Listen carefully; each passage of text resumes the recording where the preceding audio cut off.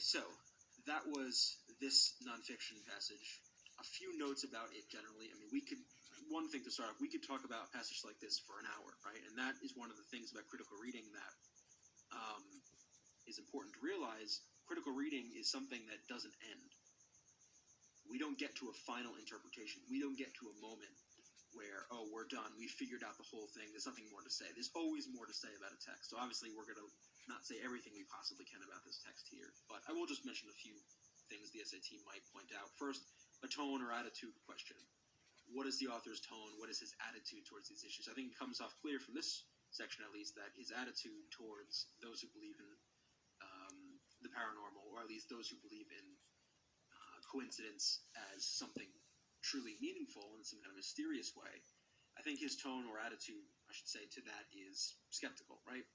And maybe in some sense, a little condescending, right? We get this idea at the end, the dumb human.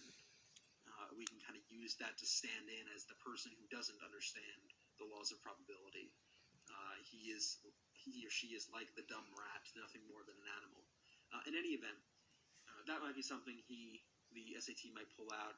And there's a lot more. So, for instance, this reference to the gambler and then later to the slot machine is an interesting moment where we see this connection between random chance and the meaning we put on random chance, and then how that might relate to, say, the later example of Bob and what Bob, or you calling your friend Bob, or sorry, you thinking about your friend Bob just at the moment as he calls, and what does that mean? So this passage, as you can see, works to define the argument against.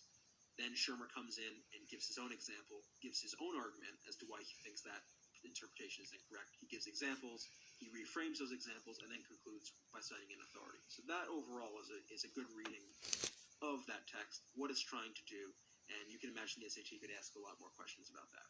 Let's move on to the next text. Now this one, you would probably, there's a good chance you could see something like this on the SAT. It's not too hard of a read, but still challenging in some aspects. But we can critical read things that are not maybe obvious candidates for critical reading. So the example I'm going to give here for my fiction passage is an excerpt from Stephenie Meyer's Twilight. Now, if you're a fan of Twilight, I don't mean to insult the book by using it as an example of something the SAT wouldn't use. I think you would agree that, like I said, you're not going to see something like this on the SAT. You're going to see something more like Charles Dickens or some other more established writer.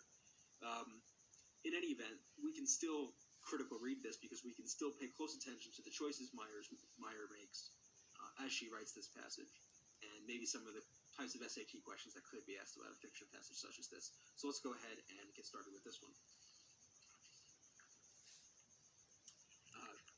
I've never read Twilight before. I've only read this excerpt. But let me give at least some of the background and context.